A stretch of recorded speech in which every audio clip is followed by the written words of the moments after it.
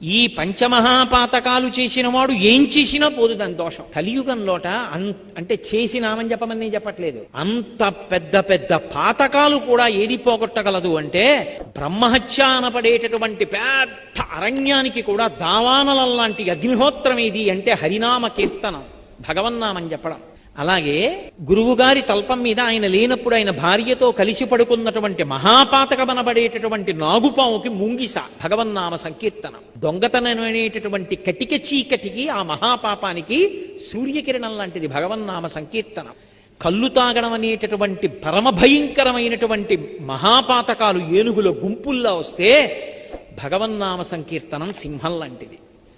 ఆఖరికి నిత్య సమాధి విధులయలరు బ్రహ్మాదిసురులకు ఎందరా అని చతుర్ముఖ బ్రహ్మగారికి కూడా అందనటువంటి ఆనందం దేనివల్ల లభిస్తుంది అంటే కేవలముగా భగవన్నామ సంకీర్తనం చేత